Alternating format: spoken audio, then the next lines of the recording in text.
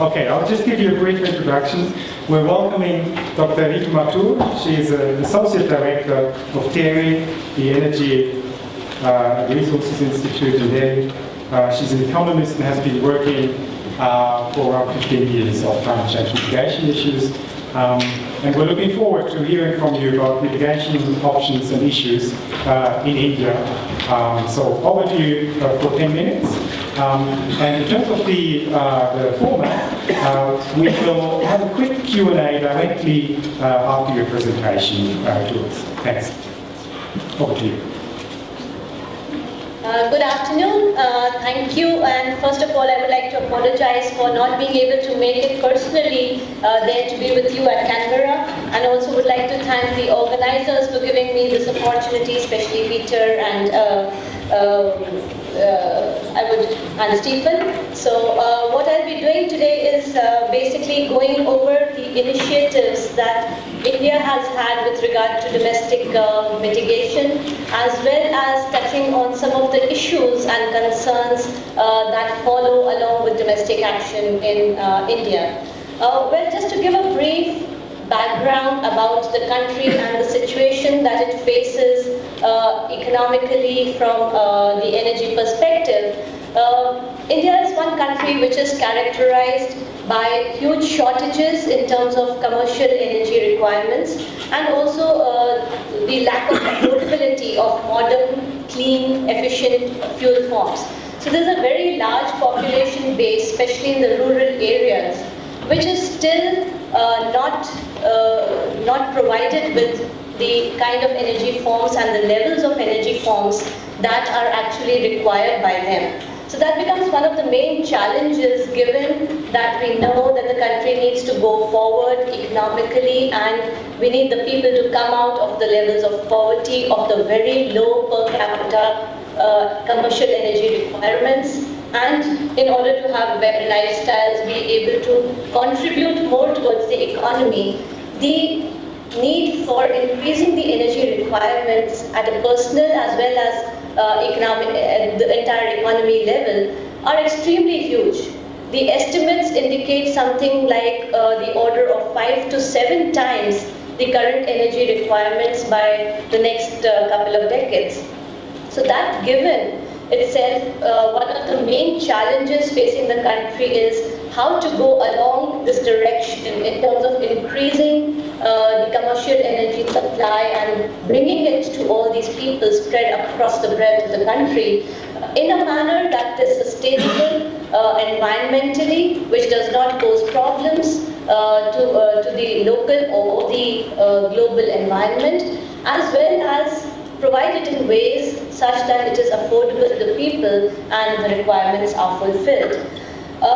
Again, some of the estimates and the energy projections we have been doing in terms of scenarios in a business as usual situation tell us very clearly that for the next couple of decades, at least till the year 2030 or so, there isn't much leeway for India in terms of getting away from our dependence on coal and oil as the major fuels which will be required to meet these energy requirements. There is a very large potential in terms of the renewables. Solar potential itself is very large in India, and we are blessed with a lot of radiation in the country, which is very good. But at the same time, we have constraints in terms of the current costs and the current commercial viability of solar technology still not being as much as we would have liked it to be. So there are several challenges which still pose in terms of bringing in renewables quickly and in a very large manner for the next couple of decades at least. So what are the options that the country has? And what is it that the country has been doing? Again, to step back a little and to talk about where we stand in terms of policies. Traditionally, India has been extremely sustainable, if I may call it, and we've had not only fairly low consumption levels of commercial energy, but also the energy intensity has been pretty low in the past and has been further decreasing over time. This has been made possible again by constant planning and policy initiatives and measures that have been taken along the development path. So in that sense, the country has done well, such that as it progresses economically and in providing for more and more energy requirements, it has been able to decouple the growth with regard to energy, and the intensity has come down from somewhere around 0.29 kgoe per dollars of GDP at 2000 dollars PPP terms in 1971 to about 0.17 by 2005. So that itself is a good trajectory in terms of energy intensity. And we also expect that the energy intensity would continue to improve even further. This is made possible by a number of policies, and one of the key policies that I would want to point out for India is the National Action Plan on Climate Change. This was announced last year, mid-last year, and it lays out 8 missions for India, with the National Solar Mission, the mission on energy efficiency, the mission on sustainable habitats, etc., being the key ones which would contribute to improving and bringing in mitigation measures in the country. This was the first also of its form of policies which was taken primarily from the point of mitigation in the country and primarily from the climate change angle. So while there have been many policies and many measures which the country has been taking primarily from the development or the energy security angle, now the country has also started to take more and more in terms of the global concerns and the climate change concerns, and this policy is clearly one of the key ones where we can see that efforts are being made also towards addressing climate change. That said, even if internationally, whatever way the negotiations go, whatever the understanding is with regard to how fast we need to move and how fast we can actually move in terms of mitigation, in case of India, I think it is extremely important, and there's also a very high realization that anything which needs to be done from the climate change perspective, or whether it needs to be done from the development or the energy security perspective, there is a very huge challenge and there is a very big need to do our development in a sustainable manner.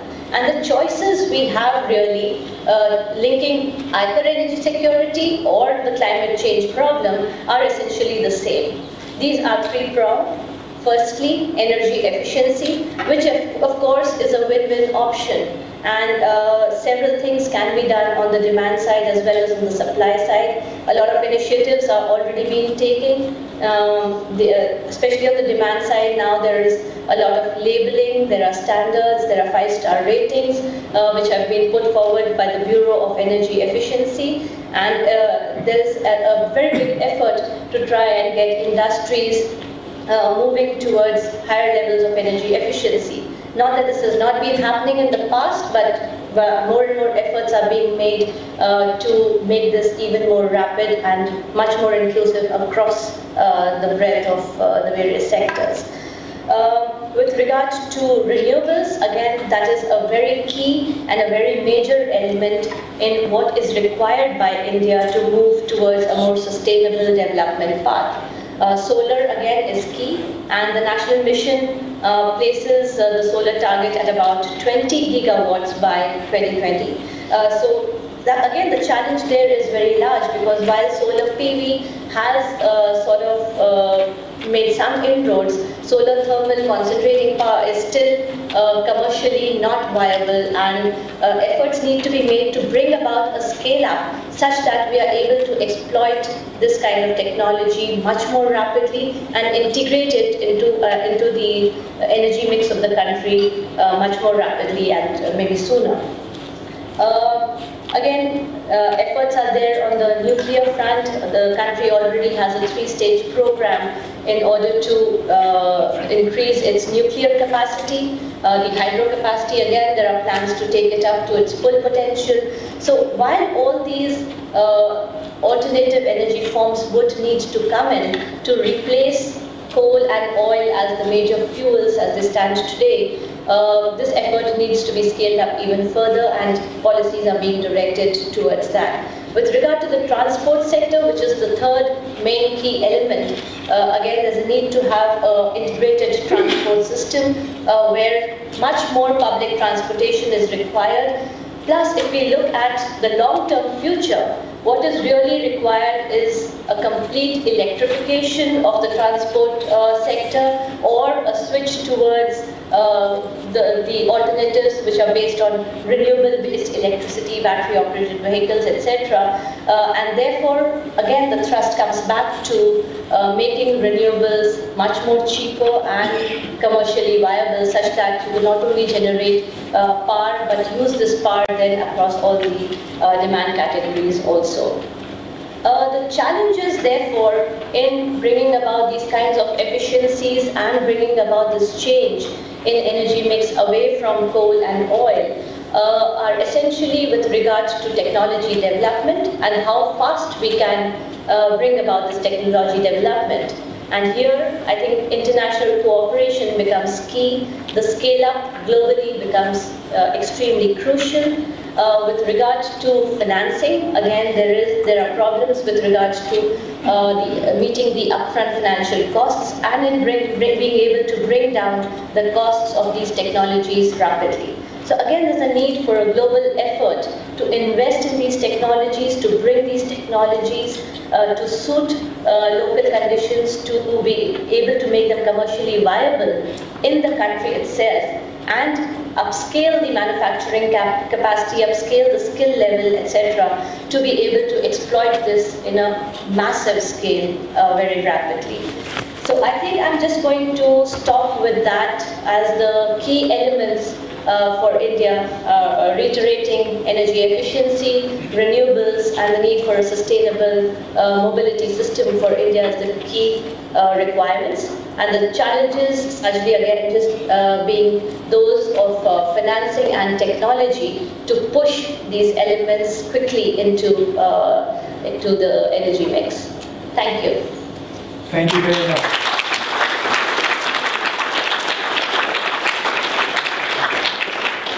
We'll take the time to just take a couple of quick questions. Where are we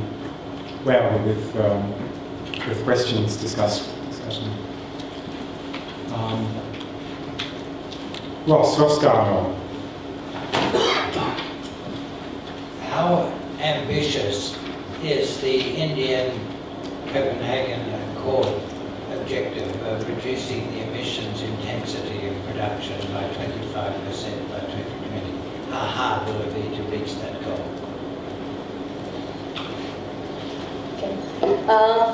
Well, given that we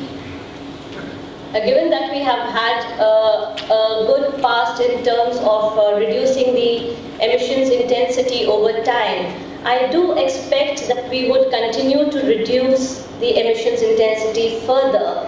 And with regards to the policies which are already being taken, this would happen even in a business as usual situation.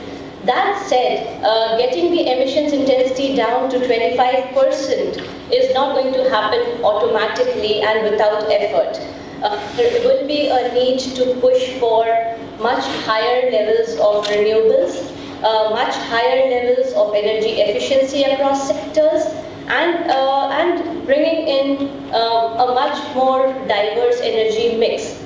So while we have plans and policies to move towards this, there is every likelihood, that we may not be able to reach those targets if the technologies don't become commercially viable, or if the appropriate financing are not there, or there are other barriers in terms of the pickup of these technologies as planned. So from that perspective, there is a need for making efforts to ensure that we stay on track and are able to move towards the policies that we've planned for. Ritu, let me ask a quick follow-up question on that one. You did mention the year 2030 in your presentation. Could you give us a sense whether there's any considerations in India about what percentage rate of emissions intensity reduction might be aimed for the space for the time between 2020 and 2030? Might we see an acceleration of the decarbonisation target? Again, I don't think we have a target as such for 2030. It is more directionally that we are trying to decouple the emissions from the energy requirements that we would have, and the 25% target is the only number which has been put forward by the government.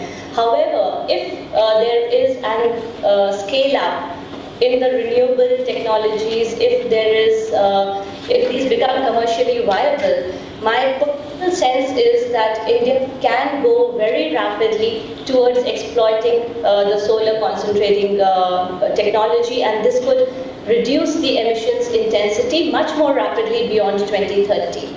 Now, how soon this happens and how much of it happens, I think is much a function of what we are able to do domestically, and again dependent on what kind of finance is available, how the technology really moves. So there again, I look forward to technology and financial cooperation globally, which I think will fuel this move to getting us to learning curves and cost curves dipping down much more rapidly. Great. Well, thank you very, very much for joining us on the panel today, well, thank you.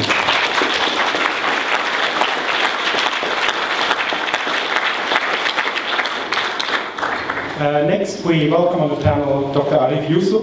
Arief is Director of Research at the Center for Economics and Development Studies at Padjadjaran University in Bandung, Indonesia. He's one of our own. He did his PhD at the Armed Gordon Department of Economics, Crawford School. And Arief is going to give us some perspectives on climate change mitigation and development. Thanks, Arief. Thanks, Brian. Thanks for having me here. So, let me talk about my comments on the mitigation actions that is being proposed or planned by Indonesian government.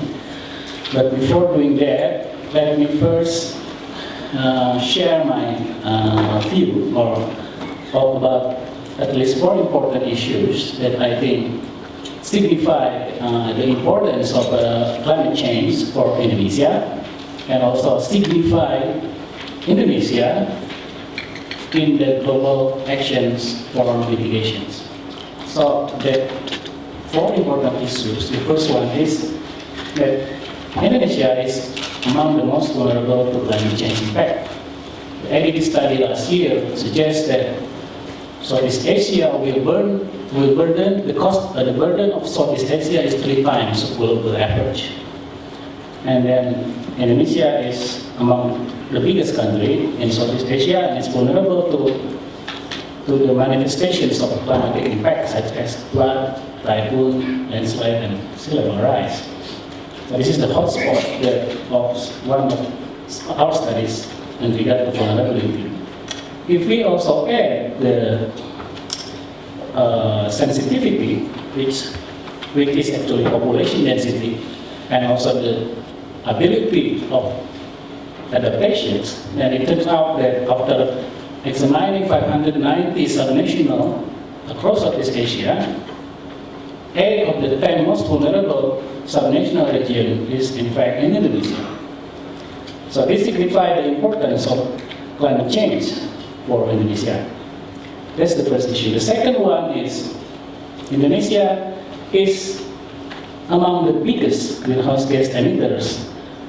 If we include land use change, it's in fact the rank 4 in the world. So that's the second issue. The third issue is, even if we talk about emissions from energy, Indonesia contribution is not insignificant. So it ranks 15 in the world, and then if the trend continues, so the trend of the last 2 decades continues, we will rank even third, after China and India in the mid of the 2060, or in the middle of the 21st century. The final issue that also that I'm going to remind ourselves and us is that Indonesia has also have other development agenda. There are many other development agenda, but what I think is the most important is actually our struggling to reduce suffering or poverty for Indonesian people. This is just illustrations of how Asian financial crisis has actually make our poverty reduction aspiration is a bit harder because of this. So we will have harder work to reduce poverty. So this is the most important. Another number that I'd like to share with you is actually 60% of Indonesians still live below $2 a day.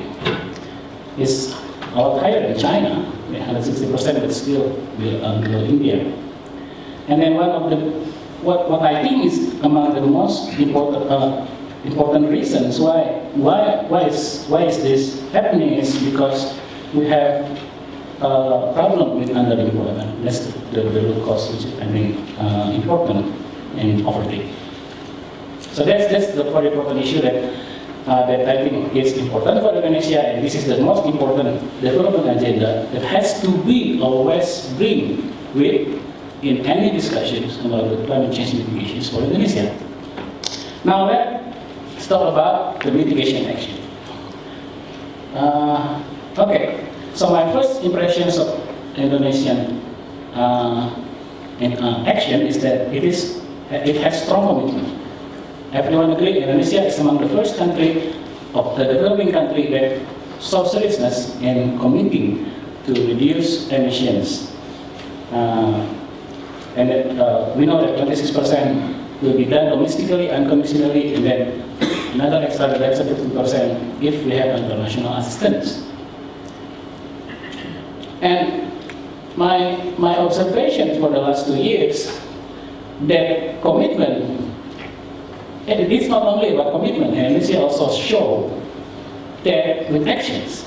So it's quite strong action too. So leadership at the top level, political will good, and then it's translated into at least at conceptual framework and planning level into concrete action. So there are many steps that has been taken by central government, which include the publication of comprehensive plans, which integrated into national development planning agenda. We have the LPR establishment, second national communication. We are mainstreaming climate change into the development plan, and now we are waiting for the President to sign the presidential decree on national action on climate change, which will detail all of the single actions that we're going to do as a part of the effort to reduce the 26% emissions. My last comment on this is that, well, that is at the central top level of government, and also still at the concept and plan. We still need wait and see, especially at the local level, because local level is important. Next is, well, this is just also my comment on the sign of seriousness of Indonesian actions, as discussed before by the ECA, the NPI, that we have Norway-Indonesia partnership. And then last week, government just appoint Pak Kuntoro as a chair of the task force. For me, it's a good sign because Pak Kuntoro is a big deal. I mean, he has successfully bring Yudhoyono as a president because he's head of the campaign, so he's been successful in restorations of the Aceh tsunami. So it's a big deal. So I think this is a sign of seriousness of dealing with these issues. Now, there are some documents circulated about the real plan, how to reduce the 26 emission reductions. Some of them are unofficial, but this is the one that I get from official document that already published, which is Indonesian Climate Change Sectoral Roadmap. So let me go to the next slide, just to comment. First, one, okay, or two, okay. So my first comment is, well, it will rely heavily on forestry. 90% of total will be spread on forestry, and it's more or less more than 26% than the average BAU. My view is, well, it's quite risky. There are many negative comments about this because the riskiness due to high uncertainty in emission estimate, because many estimates differ, and we need to take a look at this more carefully about this, especially how this will going to be verified. The second point is energy sector, which, as I said before, is going to be important in the next 20 or 30 years for Indonesia, is contribute only minor in the mitigation action. So that's only less than 5% out of the total reductions, and then if we compare with the BAU, it's just about 9% less than the BAU. That's the second point. The last point is, when we look at all the government plans, what I find is quite worrying or concerning. The action will be in the form of program and project financed by the domestic government budget.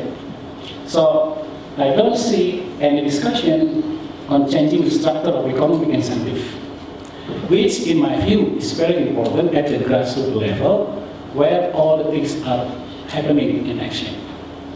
So this will be a very centrally government initiative, but the action of deforestation, the actions of energy consumption is influenced by economics of market mechanism. So the question is, will this approach, the general approach, or program or project approach will be effective given that the target is not fulfilled? That's the last comment. And then, okay, last frame. What still needs to be done? So follow up on that. So what we still need to look at, what we still need to see is that the detailed cost effectiveness assessment of that plan, and is the current budgetary cost credible? For example, the number that's circulating around is for the forestry sector, over the 10 years, the government will allocate $10 billion. That's only $1 billion a year. Our studies commission for the Australian Bureau of Agriculture and Economic Research just recently completed with Professor Peter Moore, suggests that to be effective, to reduce and to touch on the incentive aspect, we need to have at least 4 times of that to be effective.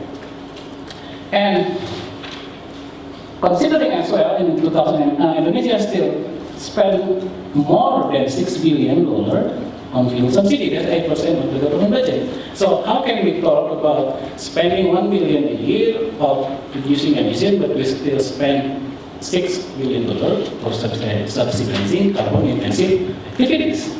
So another study that we commissioned for the Ministry of Finance last year suggests that removing fuel and electricity subsidy may reduce 6.7% of emission relative to BAU. So the 9% BAU will be achieved only actually by just by removing all the energy subsidy. So that's the issues. This is important because if we will start to talk about incentive structure, when we start to talk about pricing carbon, then this distortion has to be removed first. I don't really agree if we have to start talking about carbon price if this distortion is not removed yet. And the government plan on reducing subsidy, for me, I think, looking at the past few months or few weeks, it looks like they are losing direction. I'll talk about it later in the question, but it's there is no clear plan on how to, but the reason is simply political for me. I think it's very sensitive issues. So that's my last comment. So carbon pricing, although essentials for the development of the incentive system for expansion of the renewable, but actually I don't see it seriously discussed in any of the government official agenda that I read from all of these documents. So that's actually finalize my presentations on Indonesia. Thank you.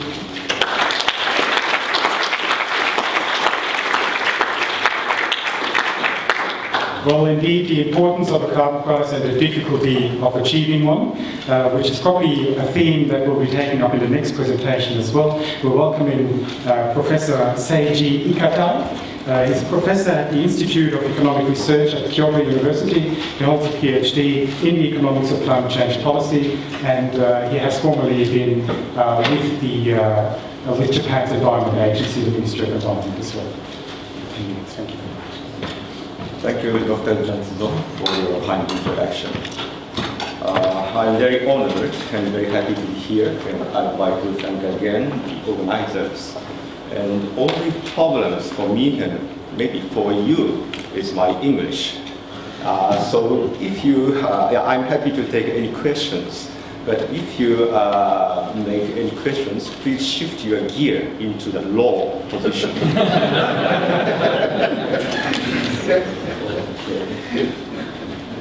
Let's start. This is the trend of Japanese emission. And from 1990, the base year, to 2008, the latest figure. And the trend seems upward, not downward, to reach the Kyoto Protocol target, -6%. And 2006, a little bit down, and 2008, down again. And it has clear reasons. 2006, we had a very unusually warm winter, and so we could save energy. In 2007, we suffered an earthquake, and some nuclear power plant was down. And 2008, post the Lehman shock, the economic recession.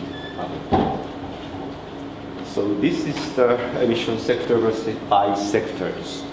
And it seems industry sector decreases a little bit, but in this chart, the emission from electric power plant has not been shown. The emission has been distributed to each sectors, industry, office, commercial, or household. And the emission from electric power plant has been increasing. So this is a set of Japanese policy of climate change mitigation. And since 1997, after the Kyoto Protocol adaptation. And voluntary activities by companies is for industries. And education or information dissemination is for general people or household. And of course, we have some regulations, such as energy saving law or introducing renewable introducing law. But as far as energy saving law, it could improve the efficiency of energy, but it is not so have big power to control the full volume. So actually the volume is expanding. And of course, also we have some subsidies and tax exemption, especially to smaller industries. But like other developed countries, we have huge Japanese government deficits, so they don't have much power. And tax levy or emission trading, they are the problem. When I worked for Ministry of Environment, these 20 years, we struggled to try to introduce these economic instruments, but not successfully. Until last year, I explained afterwards. So there are main problems. I pick up 4. The first one, main reduction measures for industry has been voluntary activities with voluntary reduction target, which is strongly advocated by Japanese Federation of Economic Organizations, which has a very powerful organization to make a pressure to the government.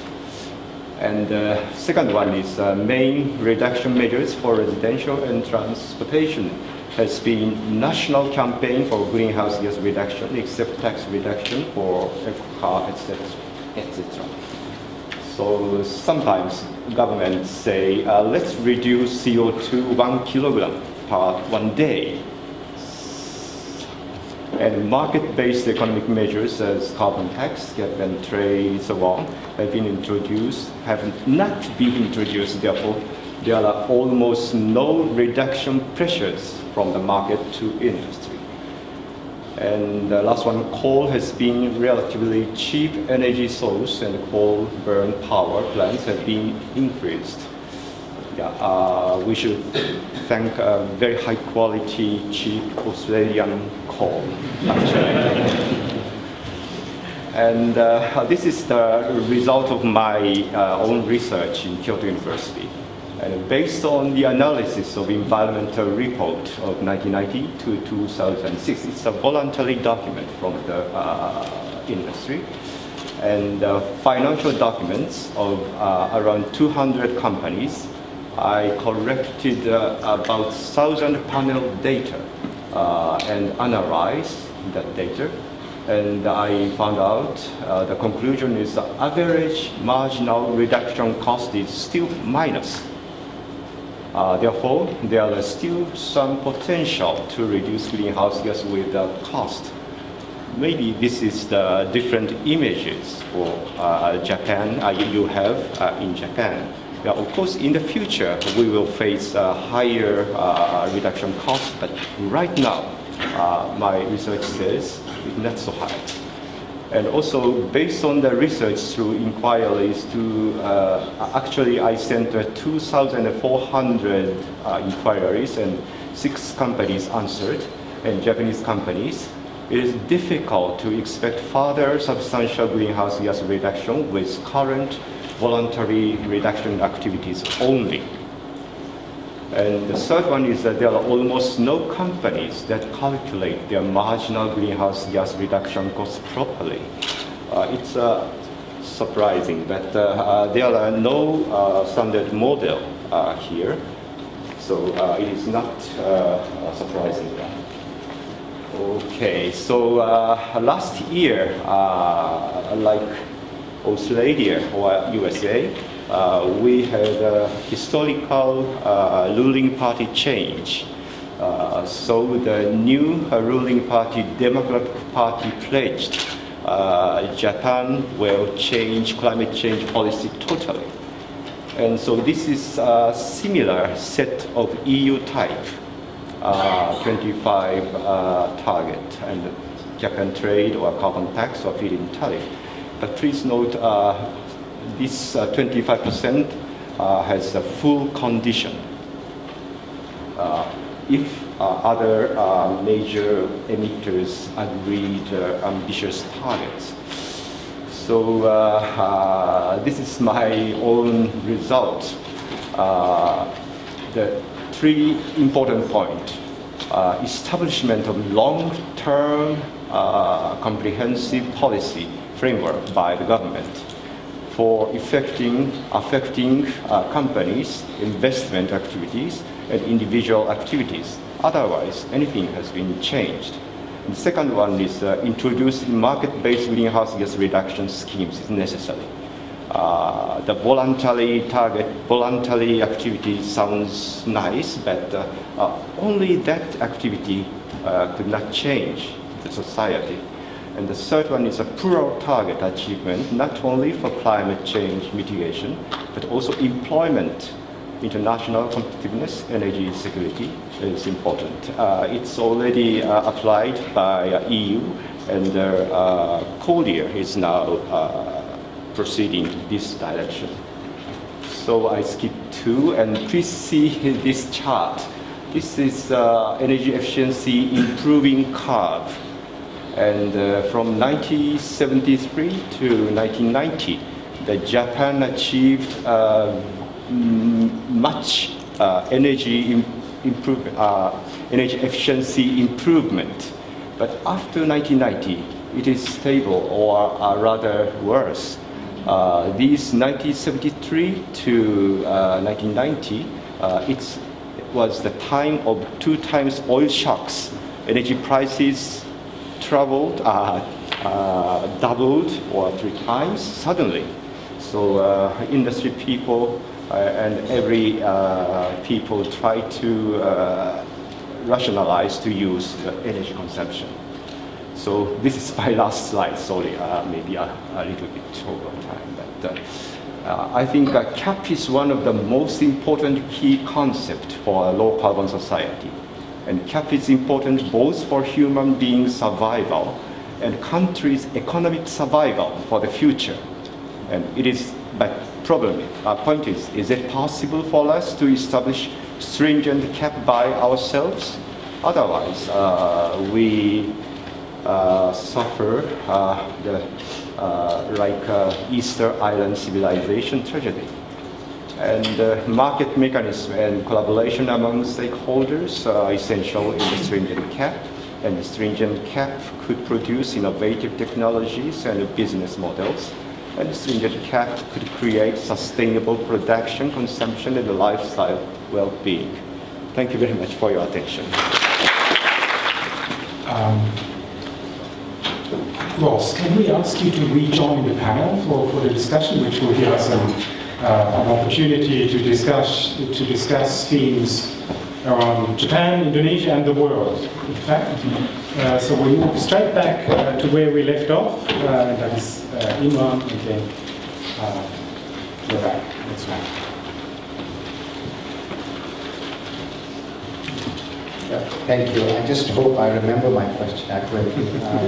There's so much of information that has gone in after that. My question is directed to Professor Garno, and it's regarding basically the solution framework that we're talking about.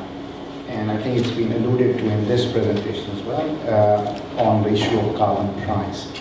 And what I want to ask you, given your distinguished record in economics, is how do you use carbon price as a framework for dealing with litigation in developing countries where the institutions and infrastructure are not there? In developed countries, it is easy because the institutional infrastructure is already there, and you have to make some sort of energy efficiency and efficiency sort of areas where you have to work in. In developing countries, you have to undertake a major transformation in the economy, particularly you're looking at the wider developing countries, not just the emerging economies. So I want your sort of views on that. Thanks. Okay, carbon pricing in developing countries. If you can just pass the mic back to Rolls, and we'll take the two questions together.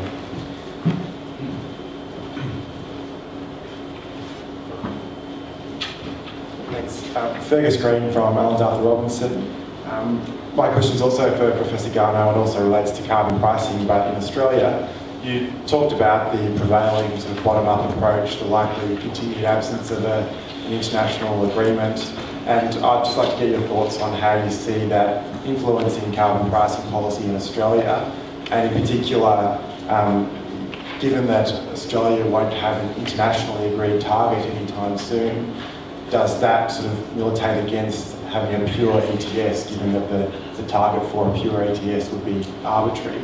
And does it militate then in favour of a hybrid mechanism of a price floor or a carbon tax or some other policy during this period, if it's interim or longer term, when we don't have a global agreement and an agreed domestic target? Ross, over to you. Well, there are several complicated ways of applying a carbon price, and to make an emissions trading scheme work, you need more elaborate institutions than you would for a simple carbon price. But the simplest way to apply a carbon price would be tax the carbon from fossil fuels as it comes out of the ground or as it comes over the wharves. And then you may or may not want to rebate it for exports. Different policy considerations there. But it would be a relatively straightforward matter for, I think, almost any developing country to simply tax the carbon content of coal, natural gas, methane, petroleum as it is produced or as it is imported. But it would make energy expensive. Oh yes, there's no way of having a carbon price that doesn't make energy expensive. That's the idea of it. No, I understand, but it's wider, regressive nature, so that's... Well, it need not be regressive, it depends on what you do with money. In fact, in most countries, if you applied a carbon tax and spent the money on general development, rural roads and schools and rural health, you would be on average taxing people of above average incomes and spending on people of below average incomes. So whether or not it's regressive depends entirely on how government collects the money. But government could collect a lot of money in this way, and it might turn out to be a relatively efficient way of collecting taxation, given that you've got to collect tax in one way or another. And on the question of the Australian target, well, we do actually have an internationally agreed target. We put on the table for the Copenhagen Accord the unconditional -5 and the conditional up to -25.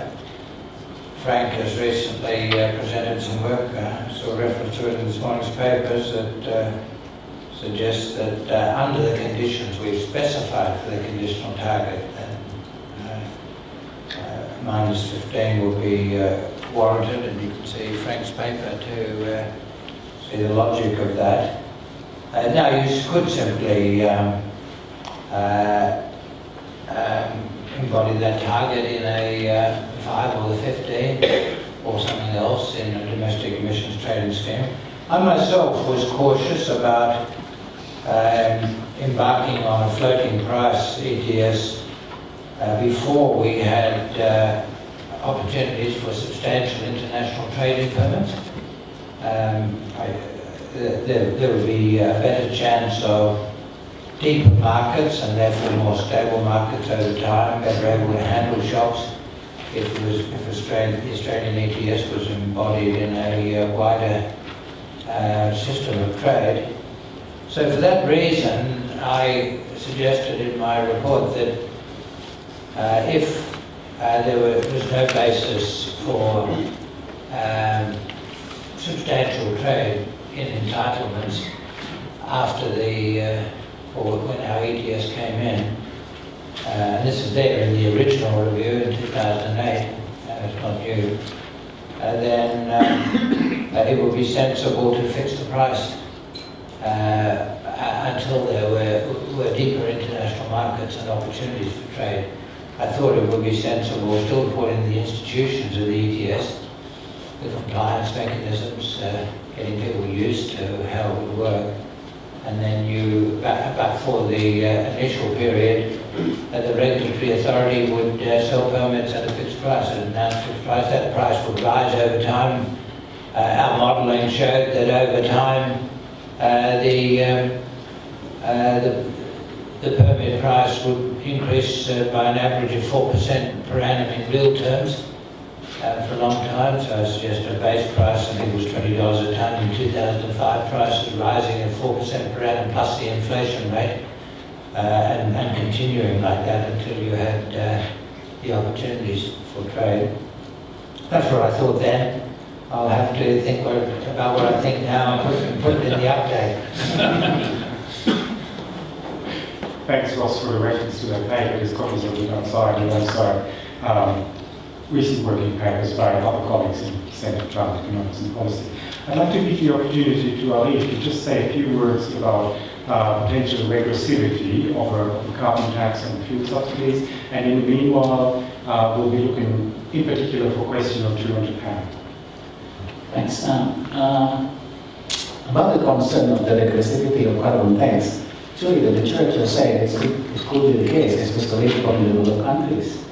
Some studies say so, but some rather recent studies, especially those for developing countries, including Indonesia, for example, it's not necessarily be the case simply because two things. First, the carbon intensity of poor household or lower income household consumption is not really high, it's not carbon intensive.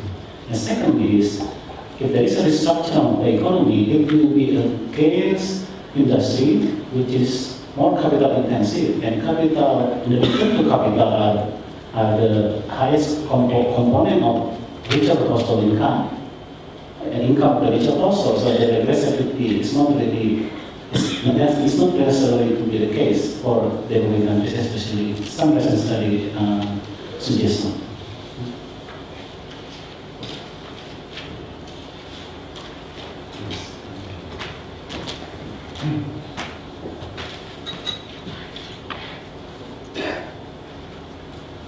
Ben Craig from the Department of Foreign Affairs and Trade. We've had some very good presentations on individual Asian countries and their efforts on mitigation and the UN FCC negotiations.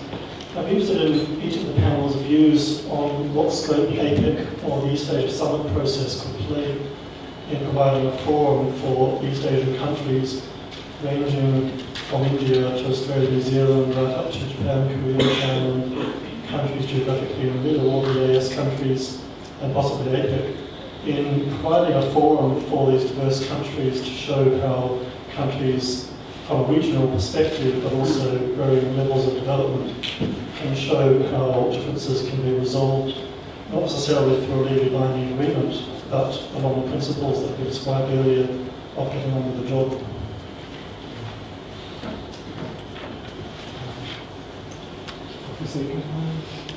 Okay. Probably this question should be answered by Ambassador Nishimura. But I have one comment is when we form such arena, groups, each country should establish their own domestic policy measures. And in Japan, as I explained, the Democratic Party has already sent to the basic law to the diet. But unfortunately, this year, House of Councillors election occurred, and the Democratic Party lost the majority.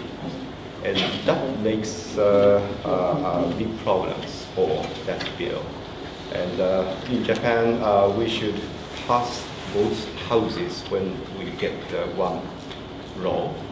So anyways, Japan should try to establish our own domestic climate change policies, then try to get these groups cooperation. Like to ask Ambassador Nishimura to say a couple of words on. Okay, thank you.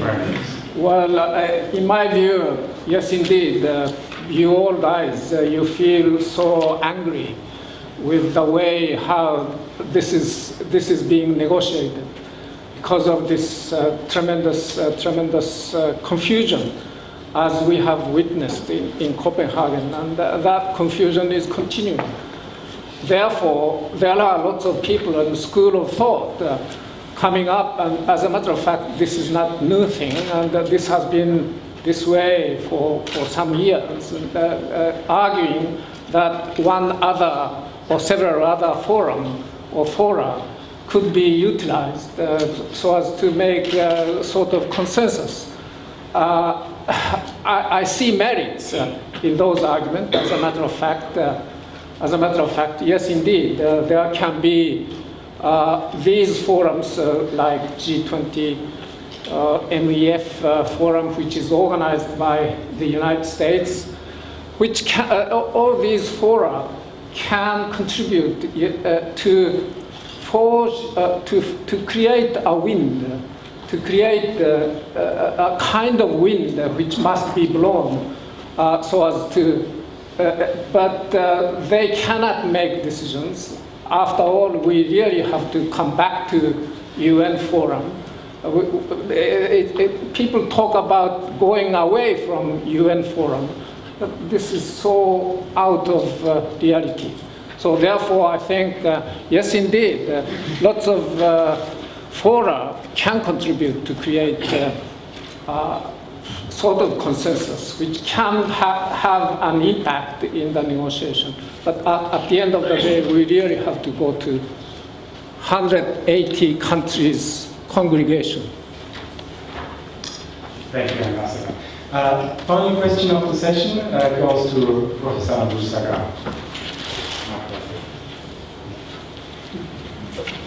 Thank you. The question actually is for Professor Garneau. Thank you very much for your talk. I actually completely agree with you that if you want to think about some sensible way of moving forward, you have to think about allocation based on some principles. I think Kyoto showed us that the horse trading doesn't work. Copenhagen showed us that the kind of a voluntary pledge and review really, in a sense, not bring us where we need to go. So we have to think about how to bring everybody on board, and you have to think about doing it in a way that's in a sense systematic and based on something, something tangible. Two questions on that. One is in your thinking about that, how do you think about the notion of responsibility, given the fact that climate really is a problem of stocks rather than flows? And I know that gets to be a slightly more complicated question, thinking about timelines and so on, but I just wanted to get your view on that. And the second question is, once you have, once you actually started developing this idea of kind of a principle-based allocation, what has been the view of other major industrialized economies on that? I know the Germans have been developing their own carbon budget approach, but what has been the view of the other big Annex 1 countries on this kind of principle-based allocation? Historical responsibility, well, there's a real issue there, and there's also a political issue because a lot of developing countries take that very seriously. They say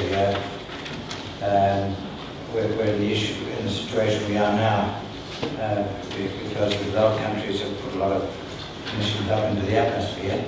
Lots of ways of looking at historical responsibility. The pain the British working class suffered during the Industrial Revolution makes it possible for us all to enjoy the fruits of all that innovation. So philosophically, it's actually a very complicated question. So in the end, we're going to have to make practical judgments about what's going to be acceptable. And I think the closest to it is what came out of the work of a little group that Manmohan Singh put together. I know about it because my friend Jagdish Bhagwati used to write to me after each of the exchanges, and the main idea being thrown around there is that, yes, you accept that there is some historical responsibility, and you deal with that through developed countries undertaking to make major commitments to develop the new low emissions technology and to make that available so that you don't overlay the discussions of the principles of allocation with that very difficult philosophical question. So I think that in the review, well, I did in the review refer to that, to a paper that Jagdish had written about that. And I think that's the best way I've seen of handling it. And what do other developed countries think about principles for allocation? Well, I don't think most countries are thinking very clearly yet. I think it's absolutely essential before you've got a basis for a strong agreement and a binding agreement. You had some very good discussions between Angela Merkel and Manmohan Singh early in my work on the original review, I think early in 2007, where they talked positively after in press conference, I think it was a press conference after one of their meetings, talked positively about contraction and convergence principle. The current British members of the current British government, when they were in opposition, talked favourably about such principles. I haven't heard them say the same things in government, but I hope they haven't lost their wisdom in shifting sides of the House of Commons.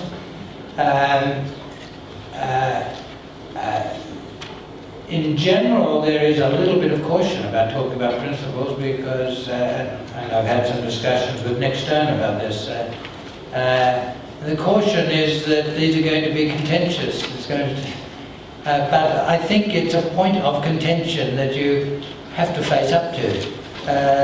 The difficult issues are there in reality, whether you face them or not. So if we're going to settle them, we're better to face them. That brings this session to a close. We have 20 minutes for tea break. Please be back by 3:50, and let's thank our presenters again.